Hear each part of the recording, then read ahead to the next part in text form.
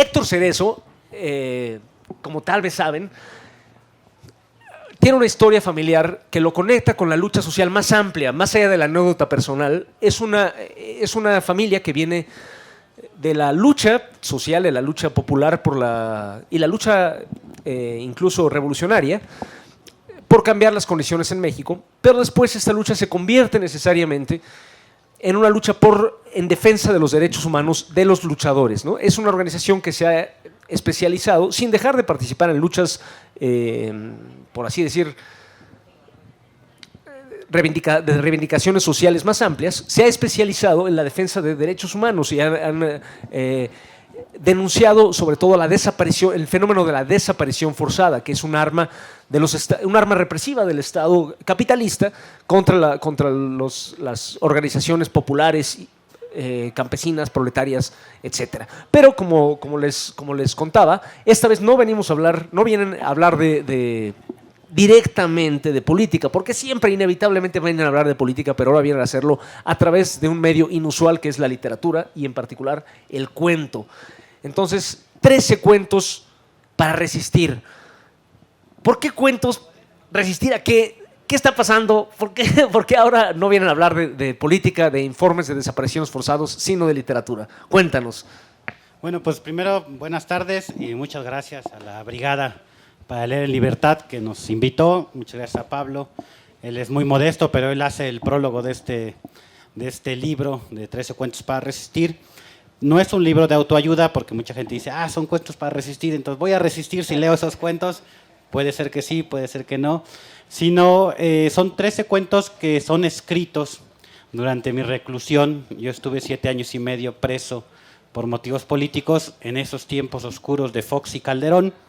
Y en esos 7 años y medio que estuve en penales de máxima seguridad, una de las cosas que hice fue escribir historias, y escribí 13 historias, unas cortitas, otras más largas, que en tiempos de pandemia, cuando estábamos medio encerrados, porque pues, la mayoría tenía que salir a trabajar, pues dije, pues, ¿qué hago con eso? Mucho material que tengo ya rezagado, que se había quedado. Dije, bueno, voy a reunirlos, voy a publicar esos 13 cuentos, ¿no?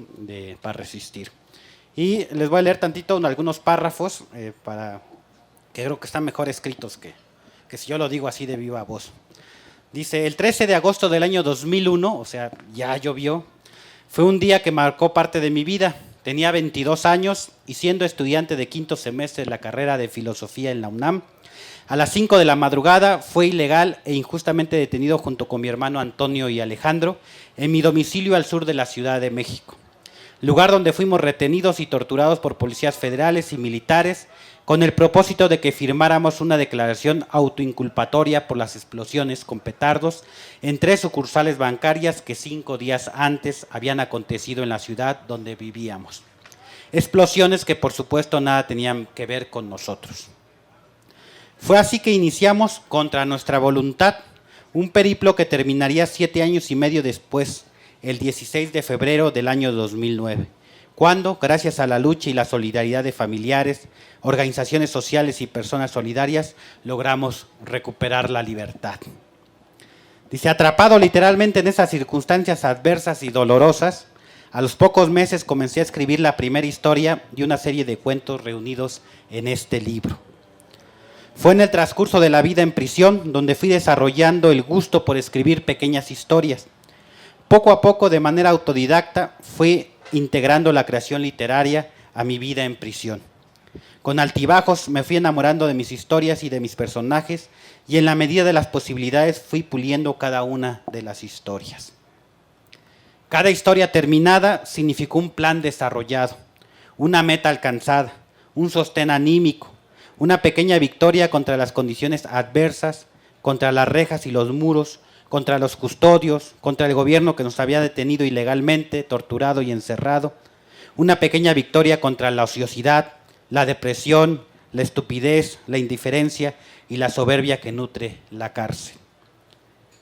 Las pequeñas historias reunidas en este libro, más la novela y los escritos de filosofía y política que escribí dentro de prisión, fueron una forma de lucha, no la única, pero sí tal vez la que logró transmitir lo que pensé e imaginé en un determinado momento de mi vida. La idea de publicar este libro es compartir una forma de resistencia ante la adversidad. Tentado estuve de reescribir los cuentos a la luz de las insuficiencias que ahora en libertad se me hacen evidentes. Pero no quise hacerlo puesto que con todas y sus carencias literarias fue lo que escribí dentro del penal, reflejo de las condiciones adversas y mis carencias y virtudes personales. Esas son el por qué escribí, ¿no? Y también mencionar que pues una cárcel de máxima seguridad pues son 23 horas de aislamiento en una celda de 2x3, teníamos solamente una hora de patio, ¿no? Y hubo diferentes etapas dentro de la prisión. Ya me están ganando el show. ¿Qué está pasando? ¿No? Y ya está se le pasaron las copas, ¿no? No se preocupen, no pasa nada, no pasa del piso, dirían, ¿no? La gente, ¿no? Entonces, pues es como situarse, ¿no? Año 2001, y ustedes recuerden que en el año 2000, pues ganó Vicente Fox la presidencia de la República. Muchos llamaron que esa era la transición a la democracia, la primavera mexicana, etcétera. Cuando pues los que estábamos un poquito más metidos en el movimiento social decíamos que sí era una transición, pero hacia la derecha, o sea, se estaban sentando las bases del terror que llegó con Calderón y posteriormente con Enrique Peña Nieto. En esas circunstancias pues nos detienen siendo jóvenes estudiantes y pues el ingreso a un penal de máxima seguridad espero que sea distinto, la verdad no quiero ir a corroborarlo, no quiero ir otra vez a ver si es cierto, pues es golpes, tortura, humillaciones, te desnudan, sentadillas desnudo, gritos, perros ladrándote, te llevan corriendo a patadas y a puñetazos a tu celda, es como la bienvenida, ¿no? Así como en la secundaria, bueno, pues nomás que a otro nivel, allá en las cárceles de máxima seguridad. Y dentro de esas circunstancias, pues comencé a escribir a los 6 meses, comencé a escribir la primera historia y yo les confieso que fue por ignorancia, porque reuní las palabras que no sabía, que no entendía. Tuve que luego conseguir un diccionario, fue de lo primero que conseguí. Entonces de los libros que podía leer, pues empezaba a escribir todas las palabras que no entendía y luego las busqué en el diccionario, entonces empecé a jugar haciendo frases con esas palabras pues también para aprendérmelas, ¿no? Tengo mala memoria de corto plazo, dirían la gente. Entonces de 2002 al 2007 pues escribí estas pequeñas historias que pues ojalá les gusten, va de lo menos a lo más, eso es cierto, tanto literariamente como en profundidad. Y algunos de los aspectos que toco, pues hay un cuento, una historia que se llama Ojos Negros, que toca de lado un fenómeno que en los 90 fue muy fuerte, muy mencionado, que se llama, o mal llamada, las muertas de Juárez, que ya en términos de derechos humanos es el campo algodonero, el asesinato de cientos de mujeres en Ciudad Juárez, sobre todo en los corredores industriales, de mujeres indígenas, de la maquila, ¿no? Que se iban al norte a trabajar como una oportunidad de vida y que muchas de ellas tenían la esperanza de juntar dinero para luego ir a Estados Unidos. Entonces esos corredores industriales que nos vendió el neoliberalismo, que iban a ser la solución a la crisis económica, pues va a desnudar pues no solamente las condiciones laborales de casi semiesclavitud de muchas de las mujeres, sino también pues los asesinatos de esas mujeres y un hecho que llegó hasta la Corte Interamericana y hubo una sentencia en contra del Estado mexicano por la omisión en el caso de las ejecuciones en contra de cientos de mujeres, que ya posteriormente muchos estudiosos pues lograron determinar que era una forma de disciplinar la mano de obra, disciplinar a la mujer trabajadora para que no se saliera de las rutas migratorias de donde vivían a la fábrica y de la fábrica donde vivían, y las que se salían de esas rutas migratorias eran las que pues eran víctimas de esos asesinatos, ¿no? Entonces ese cuento que se llama Ojos Negros habla precisamente de una muchacha, de un encuentro casual en un autobús hacia Ciudad Juárez y una muchacha muy joven, 17 años, que va con ese pues anhelo y esperanza, ilusión de encontrar trabajo en las maquilas y poder salir adelante, ¿no? Entonces es un cuentito que también es una historia medio de amor, pero está en ese contexto, ¿no? de Juárez, ¿no? Bueno, lo que yo querría como llevar también esta conversación bueno, cada cuento merece un contexto, porque ocurre en una situación social. O sea, el autor tiene claridad no solo de lo que ocurre en el cuento, sino de lo que ocurre en torno. El autor, quizá por ser militante de las luchas sociales, está pendiente del contexto donde ocurren. Entonces, aunque son historias con personajes concretos, con nombre, ficticios, me imagino, en general, pero no es ficticia el contexto. Y este es un ejemplo, ¿no? Pero yo querría también llevar la conversación al milagro que es producir literatura en esas condiciones, ¿no? Yo alguna vez di un taller de poesía en Santa Marta y luego en el Reclusorio Oriente, y las condiciones eran terribles, y eso que era, digamos, muchos de los que estaban ahí estaban poco tiempo, pero las condiciones eran muy, muy graves, en términos de falta de privacidad, por ejemplo, aunque no lo curiosamente, falta de tiempo, aunque parezca lo contrario, porque aunque te den mucho tiempo, el tiempo está interrumpido por sustos, cortes de luz, falta de material. Entonces son condiciones bastante malas, aunque no lo parezca. Y sin embargo hay una larga tradición de luchadores sociales que escriben literatura desde la cárcel, pero ahora tenemos un ejemplo.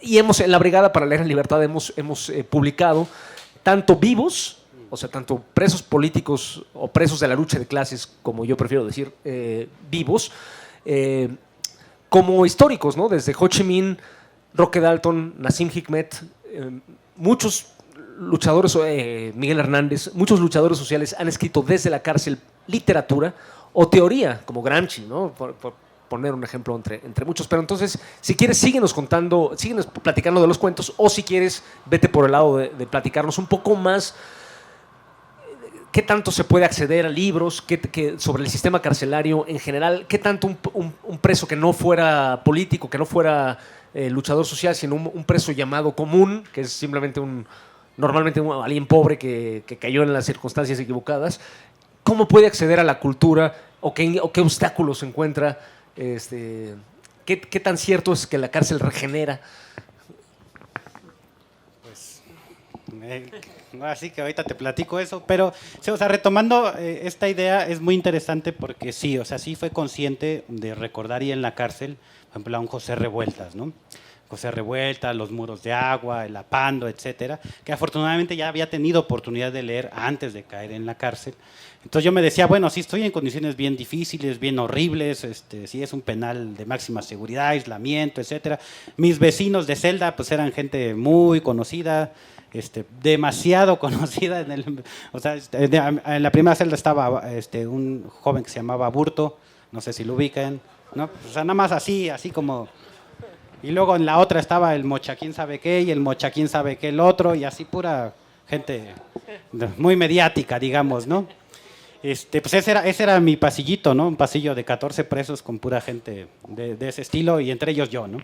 Pero bueno, yo decía, bueno, José Revueltas a los 15, 16 años, preso en las Islas Marías, ¿no? Estamos hablando creo que de los 40 o los 50, o sea, imagínense, ¿no? Siendo menor de edad en las Islas Marías. Si alguien ha visto la película de Pedro Infante y las Islas Marías, pues ahí refleja el trabajo en la sal, el trabajo del bosque, el de cortar árboles, etcétera. O sea, era un sufrimiento. Y José Revueltas estuvo pues más de 6, 7 veces en las diferentes cárceles, ¿no? Desde las Islas Marías hasta Lecumberri. Y aún así, efectivamente, durante prisión y después de prisión se dio el tiempo también de escribir, porque él sí quería mostrar una realidad social dentro y fuera de la cárcel. Claro que en la cárcel, les decimos, es como en cualquier escuela, colonia, nomás que se concentra tanto lo bueno como lo malo en un espacio pequeñito.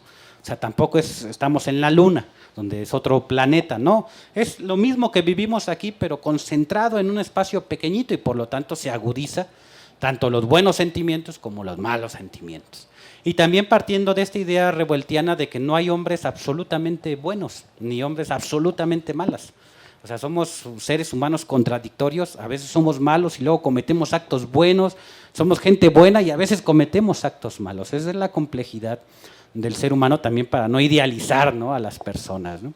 Entonces, José Revueltas, también otro personaje que me marcó, Julius Fusik, Reportaje al pie de la horca, o reportaje al pie del patíbulo, depende de la traducción, periodista checo, bueno, por él es el Día Internacional, ¿no?, del periodismo, comunista, preso en una cárcel nazi, ¿no?, en esos tiempos, que al final pues fue ejecutado, su pareja, su esposa, su compañera también fue presa. Y bueno, lo que él narra de torturas y esto, pues yo decía, si él está en el nivel 10, yo estoy en el nivel 2. A pesar de todo lo feo que fue y sufrimiento, hay de niveles.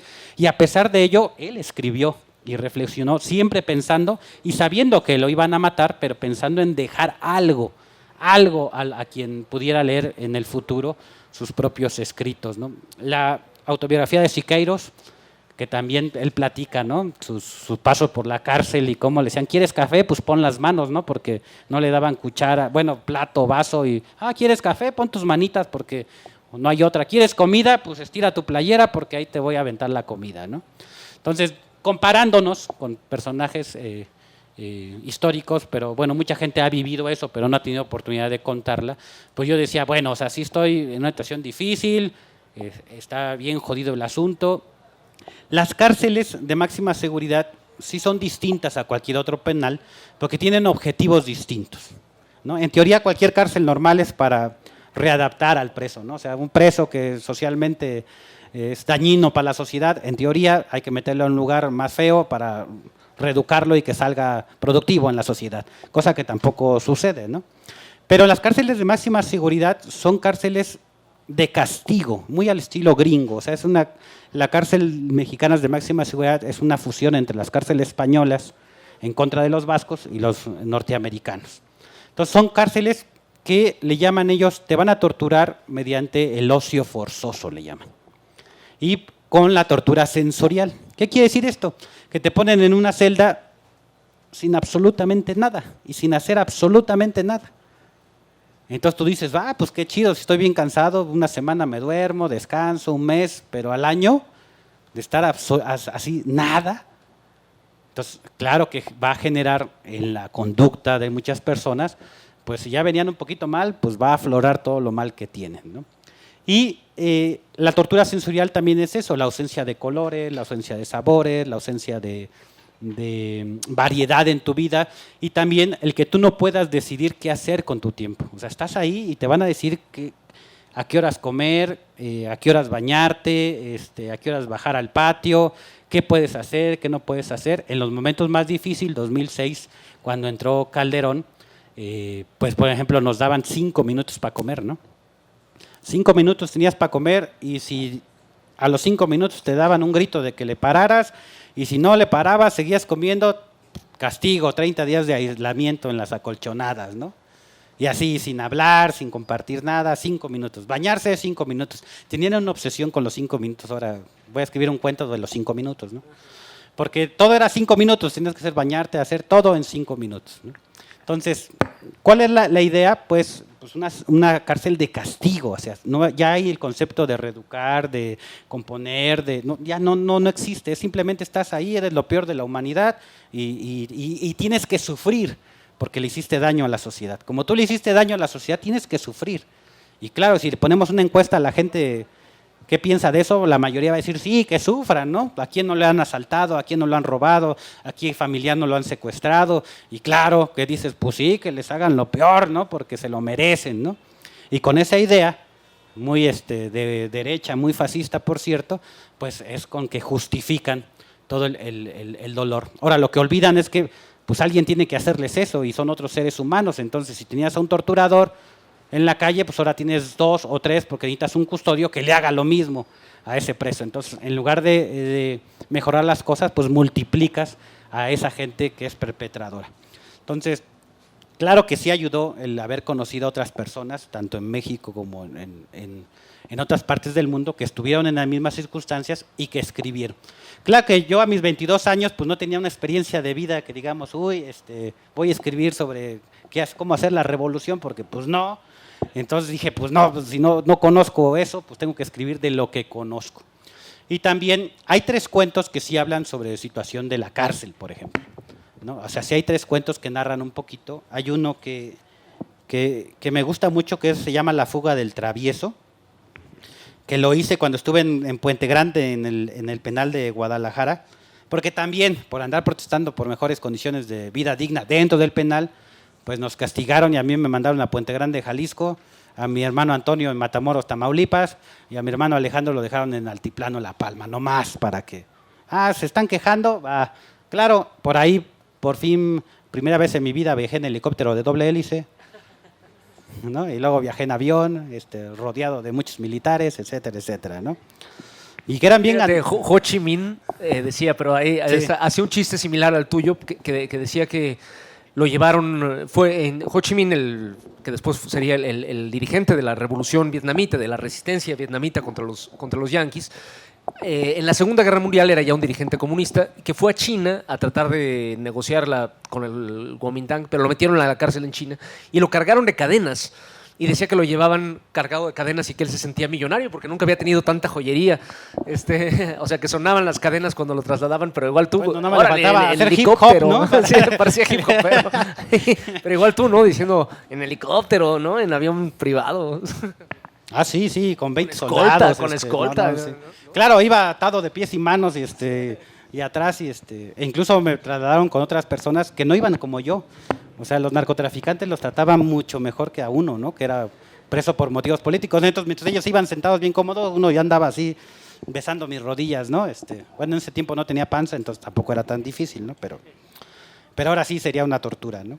Entonces, este cuentito de la fuga del travieso habla que en ese penal estuve como casi 2 años y compartía celda con otras 2 personas. Y uno de mis compañeros de celda, pues le decían el travieso, ¿no?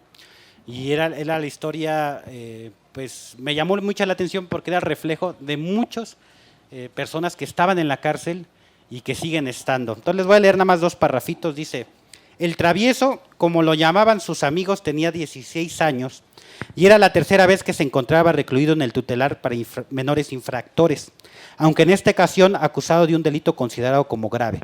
Su temperamento era muy explosivo y siempre le había causado muchos dolores de cabeza. En una fracción de segundo podía cambiar radicalmente de estado de ánimo. El enojo y el odio simplemente lo cegaban y dominado por esos sentimientos había matado a puñaladas a un muchacho de su misma edad que cometió la imprudencia de retarlo frente a sus camaradas.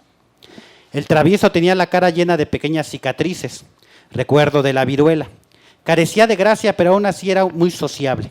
Hablaba todo el tiempo y de cualquier tema sin importarle evidenciar con ello su total ignorancia. No era alto ni de cuerpo grueso, más bien era delgado y caminaba ligeramente encorvado, como si siempre estuviera al acecho de algo. Desde los 8 años, a pesar de que sus padres contaban con casa propia, había hecho de las calles su verdadero hogar.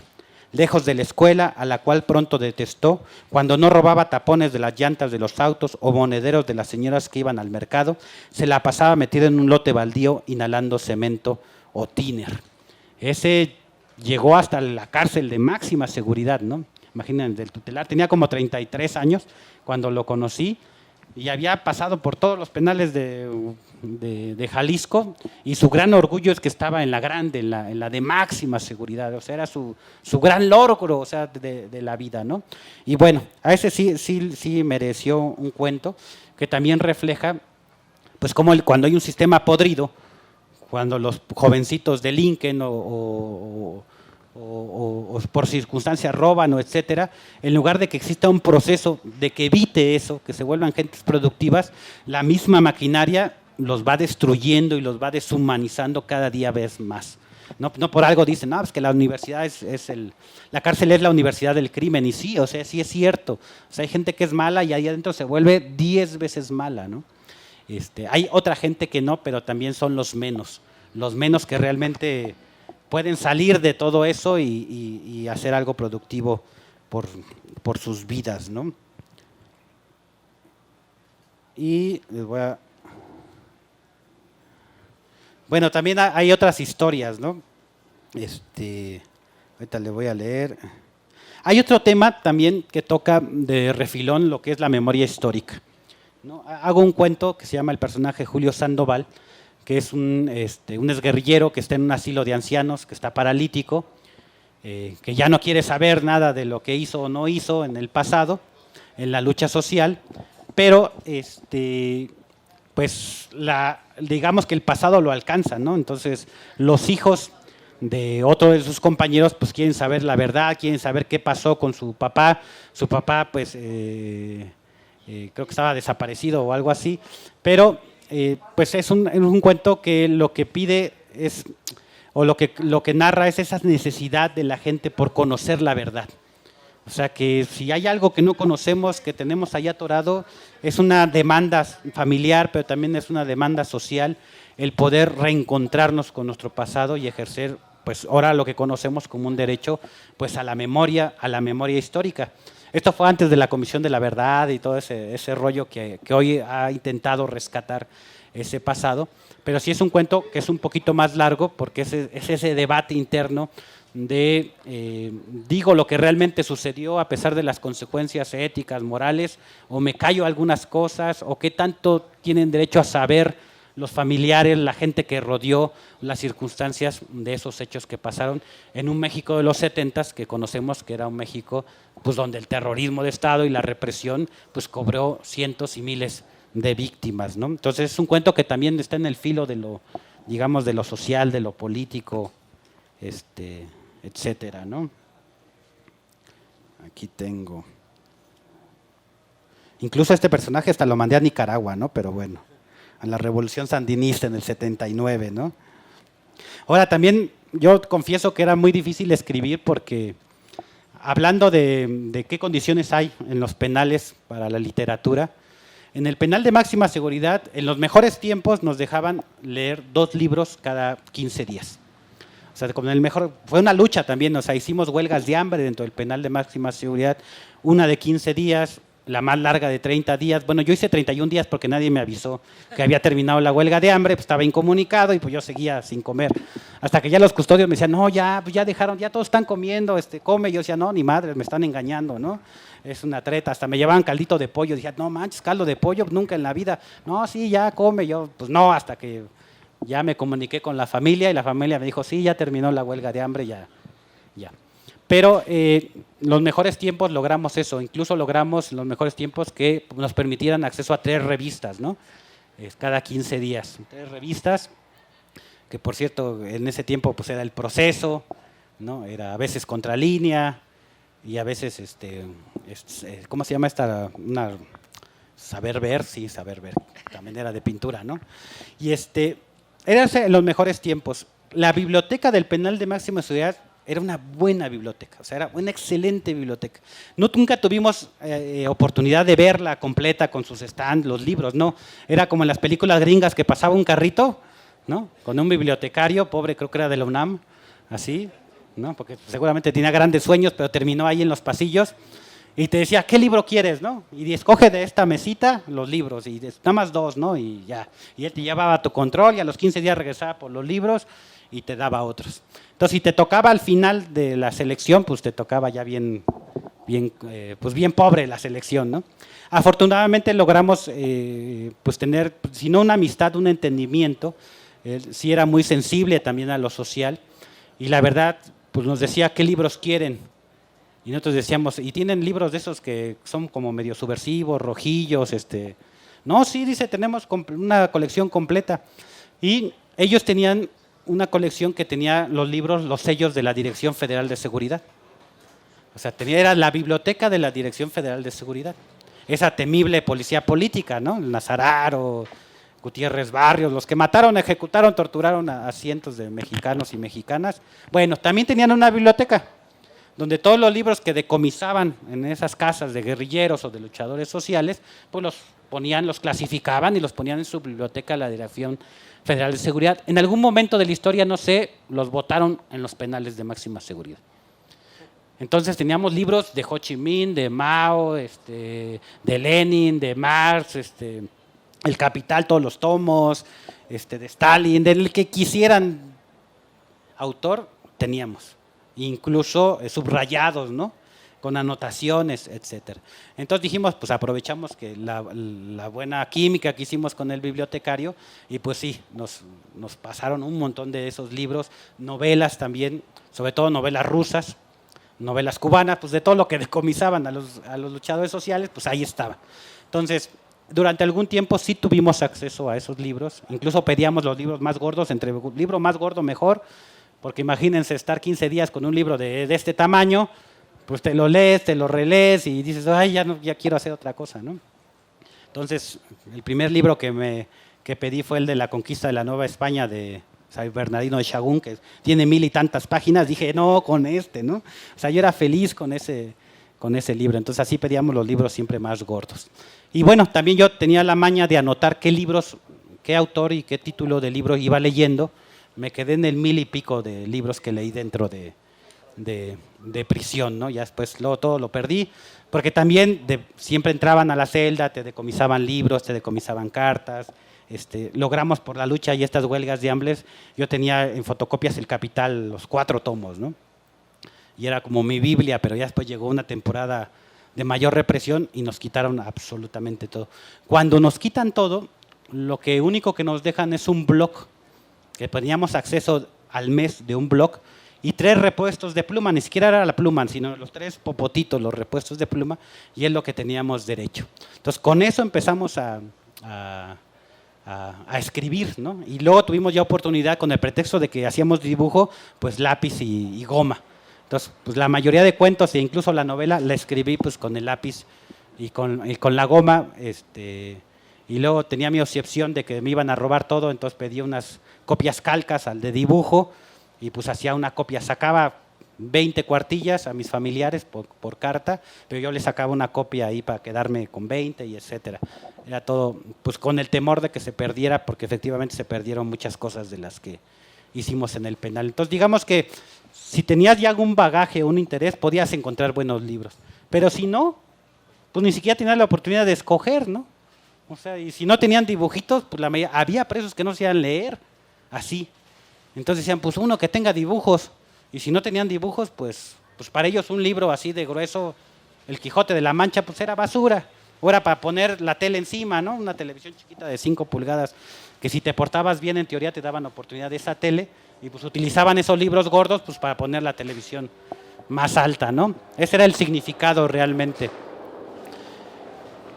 Hasta el 2006, incluso sí había un taller literario, había clases de pintura. Después del 2006, cuando entra Calderón, nos quitan absolutamente todo. Así como en el país, pues también en todos los penales sucedió exactamente lo mismo. Entran los militares, toman el control de los penales los militares directamente, y viene pues años muy, muy difíciles, realmente muy oscuros para estar en prisión. Ahí es donde pues tenía todavía más tiempo, dije, bueno, estoy escribiendo los cuentos, y ya en el 2006, 2007 empecé a escribir una novela, que ya el próximo año la tendremos ya impresa, una novela porque pues ya como que los cuentos no me daban, empecé a hacerlos muy pequeñitos, luego más grandes, más grandes, dije, no, ya, tengo que hacer algo pues sí más largo, y escribí una novela que se llama Un mal lugar para quedarse, que pues pronto la publicaremos también, pues sí, así, ¿no? Como en un librito ya físico. Ese es como parte de tu pregunta. Uno de los libros que tenemos a mí me gusta hacer siempre comerciales de los libros que tenemos gratis para descargar en la página de la Brigada para leer en libertad, entre ellos algunos de los compañeros Cerezo, pero también tenemos uno de Rosa Luxemburgo y Clara Zetkin, pero en ese sale un escrito de Rosa Luxemburgo, que estuvo presa varias veces, pero una de las veces que estuvo presa salió libre durante la Primera Guerra Mundial, salió libre con la Revolución Alemana de 1918, subió al poder un gobierno socialdemócrata, o sea que se decían socialistas, pero no lo eran mucho realmente, y liberaron a los presos políticos, entre ellos a Rosa, pero dejaron a los presos llamados comunes libres, y Rosa Luxemburgo escribió un texto hermoso diciendo que liberen también a los presos llamados comunes, de solidaridad con los presos comunes, ¿no? O sea, y eso es el caso de un militante social que en última instancia estaba preso por solidarizarse con la humanidad sufriente, jodida, que es bien representada en todas las cárceles, pues es una circunstancia para entrar en contacto directo con una parte muy descarnada de este sufrimiento humano, y genera mucha solidaridad. Y estos cuentos son cuentos muy políticos en el sentido de que tienen una mirada muy política, pero no son de tema, o no necesariamente que todos los personajes sean revolucionarios o luchadores sociales. La mayoría de los personajes son gente llamada común, cosa que no existe, ¿no? Toda la gente es única, todos los seres humanos somos únicos, pero es una exploración de lo social, ¿no? No específicamente de lo político o en el sentido estrecho, ¿no? Quizá no sé si una persona política podría estar pensando solo en las injusticias que sufre un luchador social por su política y no le preocupe lo que sufren los pobres por ser pobres, pero no es el caso. Aquí aparece, por ejemplo, mucho antes de que de este nuevo ascenso del feminismo, aparece una muy clara visión de la cuestión de la opresión de la mujer, por ejemplo. Más de un cuento, entre ellos el que ya mencionaste de los ojos negros, pero varios cuentos aparecen la solidaridad, no con los héroes, los supuestos héroes, o los superhéroes de la izquierda, sino con la gente llamada común que sufre la opresión cotidiana, y es una denuncia de eso. Y eso también lo tienen en común con Revueltas, ¿no? Que tienen cuentos como si ustedes la conocen, La Sagrada Palabra, que es un cuento sobre la opresión sexual de las mujeres, ¿no? El estigma sexual de las mujeres, que no son textos sobre revolucionarios ni nada por el estilo, y sin embargo es uno de los textos más políticos literarios, ¿no? Pero aquí yo quisiera remarcar eso, ¿no? Que no son textos de tema explícitamente, algunos sí, pero en general no son textos de tema explícitamente político, pero todos tienen una mirada política rebelde sobre la sociedad, ¿no? ¿Es adrede? Pues es que es como mirar la sociedad, es mirarnos a nosotros mismos, ¿no? O sea, lo que nos pasa a nosotros, o sea, si reflexionamos lo que nos ha pasado en nuestra vida cotidiana, laboral, escolar, familiar, y eso lo escribí, o sea, si lo ponemos en un libro, pues es un novelón, ¿no? Y cada uno de nosotros tendría un novelón de vida, ¿no? Porque nos ha pasado de todo. Acá hay un cuento que habla precisamente de eso. Voy a leer un parrafito que se llama Me mandó llamar licenciado. Es un parrafito que habla precisamente de esto, ¿no? Dice, odiaba a su jefe. Sin embargo, ¿dónde podría encontrar otro trabajo como el que ahora tiene? Al menos gana bien en comparación con lo que podría ganar como auxiliar en administración o como secretaria ejecutiva. Y ella, aunque jodida, había terminado la carrera en administración de empresas. Por lo menos, concluye, puede comprarse ropa que le gusta y darse el lujo de ir al cine o al antro con su novio o con sus amigas sin que le preocupe quedarse sin dinero toda la semana. Pero nada es gratis, recuerda que le dijo su madre cuando cobró su primer sueldo, como si le hubiera echado una maldición. Y ahora que lleva 2 años aguantando al cerdo de su jefe, bien que lo sabe. Es un cuento que explica un poquito la condición laboral de una mujer y de su jefe, que pues literalmente es un cerdo, ¿no? Sí. Desde el título es muy padre, ¿no? Que las palabras me mandó llamar licenciado, 4 palabras, ya te imaginas de qué va, o sea, o de qué tipo de situación estamos hablando, ¿no? Pero son palabras mágicas, ¿no? O sea, palabras mágicas que todos sabemos que me mandó llamar licenciado. Hay toda una historia de jerarquías sociales y laborales en esas 4 palabras tan inocentes. ¿A poco no? Sí, el mande, ¿no? Incluso. Sí, o como el mande usted. Me mandó llamar, o sea, ni siquiera me llamó. O sea, ni siquiera claro, así decimos y nos parece lo más normal del mundo, pero fíjense ustedes en esas, qué inteligente elección de palabras, me mandó llamar, o sea, un tercer güey le hizo el trabajo de mandar llamar a uno más subordinado todavía, o sea, hay una jerarquía de por lo menos tres espacios ahí, ¿no? O sea, mandó decir que no sé qué, o sea, ni siquiera dijo, mandó decir, pero sí, eso, hay mucha astucia verbal, o sea, hemos hablado mucho de la cuestión política, social que hay en estos cuentos, pero la verdad es que también hay mucho mérito específicamente verbal o específicamente literario en estas historias, ¿no? Lo cual no se pelea con lo otro, sino que lo ilumina de alguna manera, ¿no? O sea, estas condiciones sociales, políticas y terribles, como la cárcel, no impiden la finura, la astucia verbal, literaria. Y este es un bonito ejemplo, este libro. Y también ya recordando a otro autor, Jorge Amado, que también, pues sí, yo lo he leído y lo releo, No hice una telenovela como Tieta, pero también hay historias de amor y desamor dentro de los cuentos. Y hay una de una mujer campesina que se enamora de un joven de 20 años, ¿no? Por ejemplo. Y va a narrar, le voy a leer otro parrafito de un joven que está en la Ciudad de México. Y dice, a lo mejor les ha pasado lo mismo, ¿no? Nomás que ya con otras palabras. Dice, el microbús se detuvo obligado por la luz roja del semáforo. 2 jóvenes, seguidos de una pareja, subieron al microbús. Todo parecía tan normal, tan rutinario, que nadie se dio cuenta de los movimientos extraños de los que acababan de subir. Solo fue hasta que el primer grito de uno de los jóvenes los amenazó que brincaron de susto. Ahora ya dirían, ya se la saben, ¿no? Pero bueno, en ese tiempo esa palabra todavía no estaba de moda, ¿no? Dice, Carla, atemorizada por el asaltante, lo tomó del brazo como si él pudiera defenderla. Del fondo, con una bolsa de plástico negra, de las mismas que se utilizan para la basura, la pareja que momentos antes había subido comenzó a recoger todos los objetos de valor y el dinero de los pasajeros. «Este es un asalto, cabrones», gritaba la muchacha con una pistola en su mano izquierda. «Este es un asalto», repetía con su chillante voz de 17 años. Andrés solo miraba la pistola que, pareciendo jugar, se posaba de vez en cuando sobre el cuerpo inmóvil de su hermana. 2 minutos después, los 4 asaltantes se bajaron de la unidad, no sin antes amenazarlos de muerte si los denunciaban con la policía. El chofer continuó manejando como si nada hubiera pasado. El miedo todavía se respiraba en el ambiente, miedo que mantenía a la mayoría de la gente en absoluto silencio. ¿Quién no ha tenido una experiencia en la Ciudad de México de un asalto, ¿no? Entonces, pues sí, lo que intenté es hacer eso. O sea, yo decía, pues tenía 22 años, no tenía mucha historia de vida, pero había leído un montón, eso sí, los padres sí me habían inculcado el hábito y el gusto de la lectura. Entonces en esos momentos de la celda ves como recuperar, recordar, no solamente lo que yo había vivido, sino recordar las novelas, los cuentos, la televisión.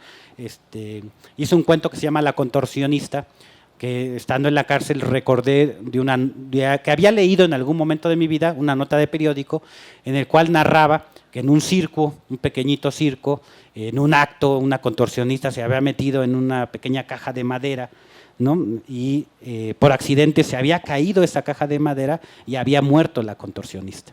Entonces, de eso de que de repente estaba mirando la pared o las arañas que estaban en la pared, me recordé de esa nota de periódico y empecé a escribir la historia de esa mujer. O sea, cómo me imaginé quién era esa mujer, esa contorsionista, que en los hechos pues sí murió trágicamente, pero que ya no supe más de lo que pasó.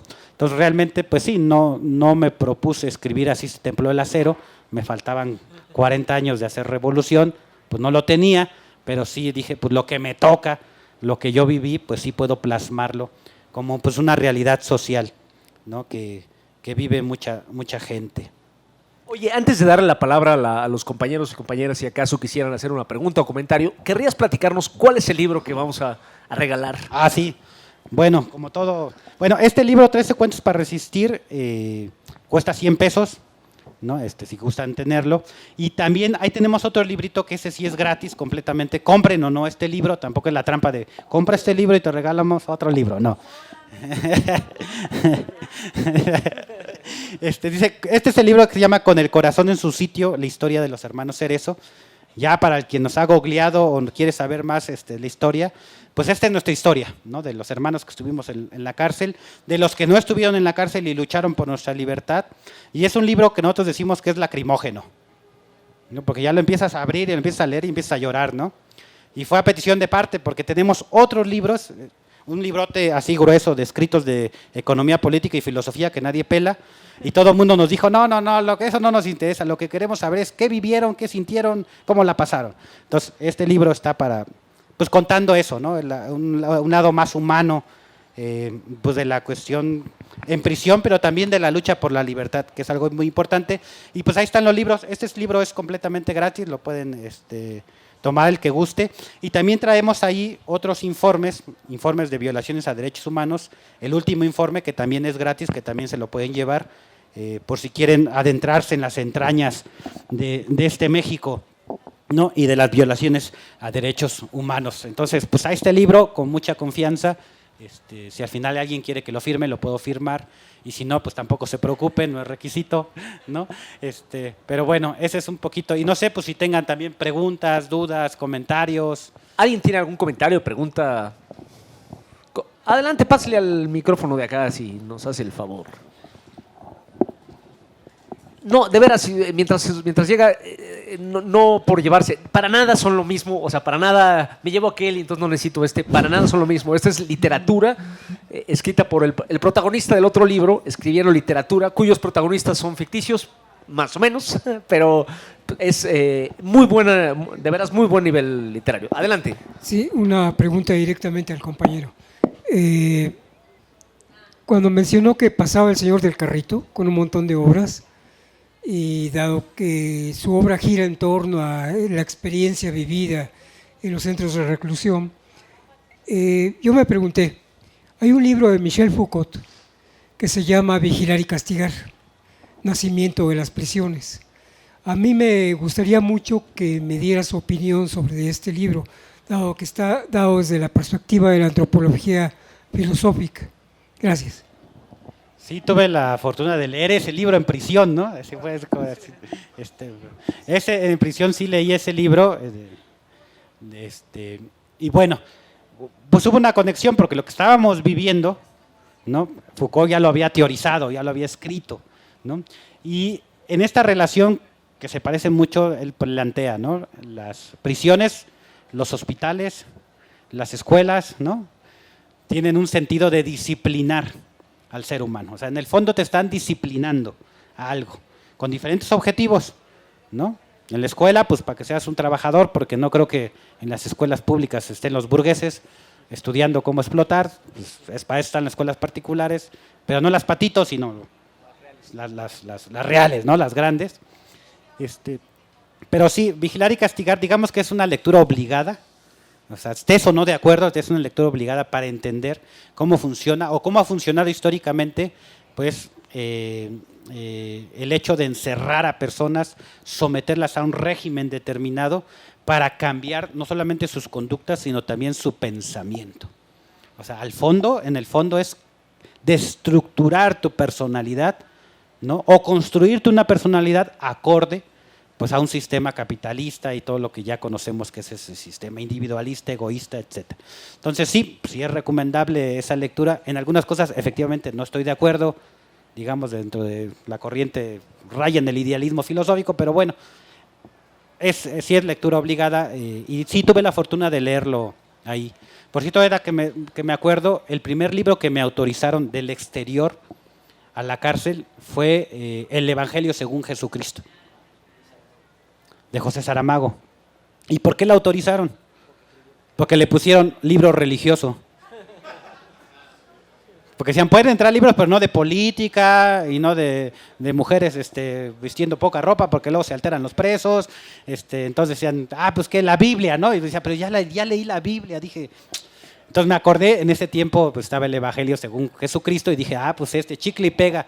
Y pues sí pegó porque le pusieron material religioso y pues yo estaba feliz viendo cómo Jesús se perdió en el desierto muchos años con sus, ¿qué eran, borregas o chivas? No sé, ahí Saramago, ahí sí se viajó, pero bueno, entonces, eran borregos, ¿no? ¿O qué? Sí, eran borregos, ¿no? Y es su primer amor, bueno, sí. Bueno, total 7 años, 6 meses y 3 días.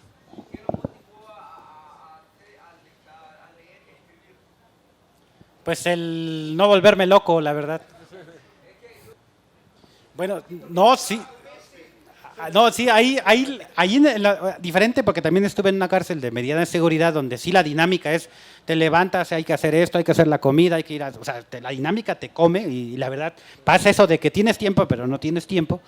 En las penales de máxima seguridad tienes todo el tiempo, o sea, ahí sí tienes 23 horas viendo la pared, incluso hay un cuento que se llama La hoja en blanco, precisamente porque luego yo veía presos que sí ya estaban en un nivel acá, Saiyajin fase 5, de mirar la pared y quedarse horas, ¿no? Así. O mirar un banco o algo y quedarse horas, así, literalmente estaban así. Tengo doctorado, honoris causa en penales de máxima seguridad. Académicamente no sirven para nada, pero sí espantan a la gente, ¿no? O a lo mejor decimos somos locos pero con sentido, ¿no? O sea, Compañero salvadoreño, que ya ha participado aquí otras veces y nos ha contado su experiencia. Aquí está el libro. Les repetimos el libro. Además, déjenme decirles, no lo van a conseguir en otro lado y solo son 100 pesos. Entonces, antes de que repartamos el otro, nada más nos quedan 3 ejemplares, así que apúrense. Coopérense, si no juntan, coopérense entre varios. Sí, lo único que tiene bueno es el ICBN, porque antes ni siquiera eso le sacábamos, ¿no? Pero ahora sí ya, como todo es por internet, ya le ponemos su ICBN, ¿no? Oye, me llama la atención, como que apenas ahora caigo en cuenta de que tenemos exactamente la misma edad, tú y yo, y somos de la generación de la huelga de la UNAM, entre otras cosas. O sea, el sexenio de Fox estuvo marcado por 2 momentos de lucha social, al principio o justo antes, la huelga de la UNAM de 99 a 2000, y al final las varias luchas que confluyeron en 2006 contra el desafuero, contra el fraude electoral, pero también la APO, también los mineros de Lázaro Cárdenas, Michoacán. Y hoy en la mañana, en la primera sesión de esta feria, Alejandro Páez Varela decía que en 2000 él decía, pero ¿dónde están los jóvenes? ¿Por qué Fox sufrió a la presidencia? ¿Dónde están los jóvenes? Y a mí me llamó mucho la atención que preguntara eso, porque éramos la generación de la huelga de la UNAM y ya estamos viejos, porque yo ahora me pregunto, ¿dónde están los jóvenes? Y eso es señal de que no estoy poniendo atención, porque los jóvenes siempre están luchando y la gente de nuestra edad, los cuarentones, siempre nos estamos preguntando, ¿dónde están los jóvenes? Que no los veo. Pero ustedes siguen en la universidad, siguen Sí, con un pie en el movimiento estudiantil, ¿no? Por ejemplo, en los cuentos a veces me pasa que cuando yo quiero referirme a personas mayores, grandes, digo, y era una persona grande, mayor, que tenía 45 años. Así, pero yo tenía 20, 22, 23, ¿no? Ahora que yo tengo pues, más o menos esa edad, digo, ching, qué cruel es uno de joven, ¿no? Pues sí, mínimo chavorruco, ¿no? Pues tampoco... Y no, la gente es muy generosa. Aquí los compañeros siempre nos dicen, ¿tú que estás joven? No, amigos, los cuarentones, siento informarles, no somos jóvenes. Pero te quería preguntar, ¿siguen ustedes en la lucha en el movimiento? Es no solo estudiantil, pero también estudiantil. Tienen un cubículo en la Facultad de Filos. ¿Cómo ven el movimiento estudiantil o el movimiento social ahora? ¿O qué pasa? ¿Existe ahí? Bueno, sí, o sea, tenemos un proyecto económico que es la cafetería del Comité Cerezo México en la Facultad de Filosofía, Letras y de la UNAM. Es nuestro proyecto económico. Gracias a eso no cobramos ningún taller, ningún curso, ninguna capacitación en materia de derechos humanos. Aquí el comercial es que tenemos escuelas de derechos humanos. Actualmente tenemos escuela de derechos humanos que dura 16 sesiones, 4 horas todos los sábados. Y tenemos en Ciudad de México, en Puebla, en Querétaro, en Ecatepec, en Morelos, en Cuernavaca, Morelos. Tenemos escuelas donde capacitamos a la gente en la defensa de los derechos humanos, porque después de todo esto pues nos convertimos también en defensores de derechos humanos. Somos parte de una organización de defensa de los derechos humanos que por haber vivido lo que vivimos no cobramos lo que hacemos. Porque siempre decimos a la víctima, pues ya es víctima, le pasó algo malo, está jodido, y todavía llegas a ayudarle y le cobras. Está canijo, o sea, porque a nosotros nos las aplicaron, ¿no? Entonces dijimos, pues no, o sea, si nosotros vamos a ayudar a gente que está sufriendo, que está luchando, mínimo que no se preocupe esa gente, pues porque tiene que pagarnos, y que si no nos pagan, pues no le ayudamos. Como hubo mucha gente que también nos ayudó de corazón, pues nuestra retribución a toda esa gente que luchó por nosotros y que logró nuestra libertad es capacitar, acompañar casos de desaparición forzada, de ejecución, de prisión, de tortura, de hostigamiento, pues sin cobrarles ningún centavo. Y la gente dice, bueno, ¿y de qué viven, no? Pues ¿de qué comen? Pues tenemos un proyecto económico que es una cafetería donde cerca ya de 20 gentes hacen trabajo voluntario, o sea, trabajan en la cafetería sin cobrar un salario. Claro, es 1 hora o 2 horas a la semana, tampoco es que son en diario, ¿no? Pero no cobran un salario y todo lo que ingresa a esa cafetería va directamente a esta organización de derechos humanos y gracias a eso funcionamos y realizamos muchos talleres, informes, cursos y si hay marchas luego nos invitan a monitorear las marchas o inclusive pues también marchamos por muchas causas que siguen vigentes, ¿no? ¿Alguien más tiene una pregunta, comentario que hacer? ¿Ya todos tienen libro? ¿Cómo lograste tu libertad? Bueno, sí, mi hermana, mi hermano, que fueron los únicos que no los apresaron, y eso porque no estaban en la casa, sino también se los hubieran llevado, pues iniciaron lo que se llamó en el 2001 el Comité Pro Libertad de Hermano Cerezo y Pablo Alvarado Flores, un indígena náhuatl que estuvo 5 años preso, también de a gratis, y que lo metieron para configurar el delito de delincuencia organizada, porque no se puede configurar entre hermanos. O sea, en 3 hermanos no existe ese delito.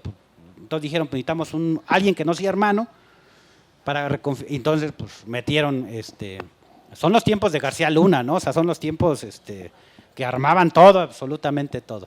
Entonces, fue una lucha, fueron marchas, fueron mítines, fueron huelgas de hambre dentro del penal, afuera del penal, fue ir a ver intelectuales, académicos para que firmaran por nuestra libertad, fue encontrar mucha solidaridad.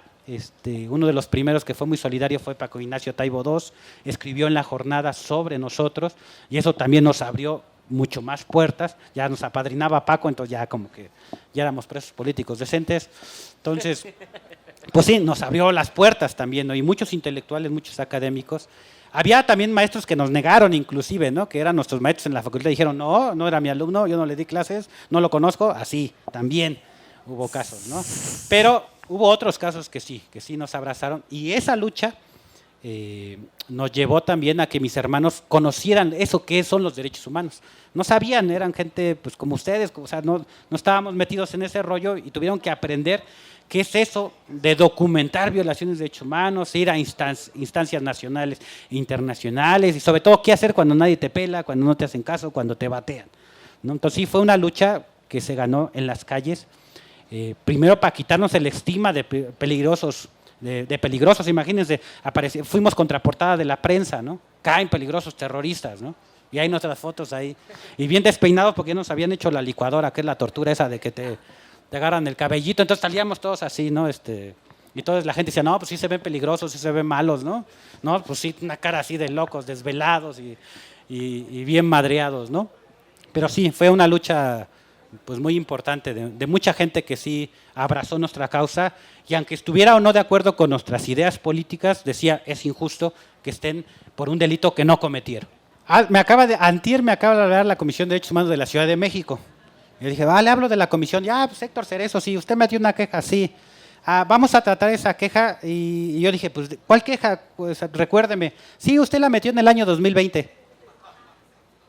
Y yo dije, bueno, 3 años después, yo creo que deme un día más para poder recordar qué hice, porque ya 3 años después. Yo pensaba que iba a decir, Héctor, perdón, ¿todavía está preso? Puede ser, ¿no? Puede ser. Sí, puedo usar el micrófono acá para que se oiga. Que te apresaron a estos tiempos, ¿ha habido algún avance en cuanto a derechos humanos? ¿Cómo lo percibes? Pues como un claroscuro. Hay cosas que sí han avanzado, hay cosas que están igual y hay cosas que están peor. También depende de qué estado, qué municipio y qué año te sitúes, ¿no? Bien dicen que cada quien habla como le ve en la feria, ¿no? Y si nos vamos a Chiapas, a ciertos municipios como Cocinco, te van a decir que está peor que hace 20 años. Y efectivamente. Si vas a otros lugares te van a decir que está mejor, ¿no? Que ha mejorado, que ha cambiado algunas cosas. Entonces sí hay claroscuros en materia de derechos humanos y lo que nosotros decimos hay todavía muchos pendientes. Y uno de los pendientes es sancionar, juzgar, castigar a esos violadores de derechos humanos como Calderón, como Peña Nieto, como García Luna y como toda la lista que siguen impunes y que siguen agazapados esperando a que algún día pierda la 4T para volver a ser gobierno y desquitarse y volver a hacer todo lo que hicieron, ¿no? Yo diría que mientras estén impunes, o sea, mientras no quede constancia histórica, mientras no haya memoria histórica de los crímenes del pasado, el peligro sigue latente, ¿no? Por ejemplo, en Brasil, a diferencia de Argentina y otros lugares, no fueron juzgados los verdaderos terroristas, los torturadores de la dictadura. Y cuando ganó Bolsonaro, ganó con un discurso de reivindicarlos y la gente votó por él masivamente. O sea, bueno, como Milei, ¿no? Bueno, ahora Milei también, sí. O sea, Milei te está diciendo, si marchas y llevas a tus hijos, cárcel. O bala. Si marchas uno de sus ministros dijo, cárcel o bala. O bala, ¿no? Y la gente votó por eso, o sea, mayoritariamente. También hay una responsabilidad de la izquierda argentina, ¿eh? Y siempre nosotros les decimos, los tibios, los conciliadores, los que mataron a Rosa Luxemburgo, le abren las puertas al fascismo. Así.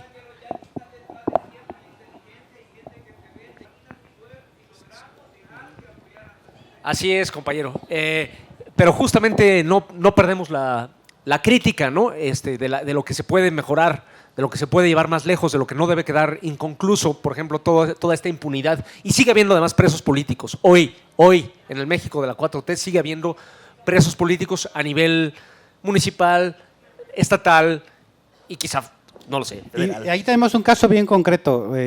Ahí está preso en Veracruz, Higinio Bustos Navarro, preso indígena, comisario ejidal, defensor de la tierra, del socialismo, lucha por el socialismo, y está acusado de haber matado a un militar, pero su caso es del 2008. Y también fue de esos casos que armó García Luna en la Siedo, ¿no? Y que le armaron. Y lo extrañamente es que hace 2 años y medio el Estado de Veracruz reactiva y le gira una orden de aprehensión y lo apresa, ¿no? Y cuando le preguntan, bueno, ¿y por qué no lo agarraste desde 2008? No, que estaba prófugo. ¿Y cuál? Pues estaba en su tierra, trabajando, etcétera. Pero bueno, sí, hay casos todavía en México de presos por motivos políticos, que gente que está luchando, que los cacicazgos locales y regionales también son muy fuertes y que se mantienen y que desgraciadamente siempre les decimos a nuestros amigos de Morena, aguas con los chapulines, porque esos son bien canijos. Porque ahorita yo dije, el PRI está listo, ya está en Morena. Porque pues ya el prismo ya se acabó como proyecto histórico, etcétera. Entonces saltan y si permitimos que esa gente esté, pues va a cometer violaciones de derechos humanos en nombre de un proyecto. Y eso va a generar pues mayores problemas y descontento de más gente. Y no nos extraña que dentro de 6 años la gente empiece a votar por, ¿cómo se llama el de la ultraderecha en México? Urastegui. Verástegui, ¿no? O Cuadri o algo así, ¿no? O un Cuadri, ¿no? O una Lili Telles. Que a veces ahorita nos reímos porque pues sabemos que tienen poco apoyo popular, ¿no? Ay, pobrecitos, son tontos. Pregúntenle a Milei, ¿no? Así es, pues, y mire, hablando de presos y cárceles, Bukele es el campeón de meter gente presa, ¿no? Bueno, mil gracias, Héctor. Ha sido un gusto, un placer tenerte con nosotros. Pues al contrario, muchísimas gracias.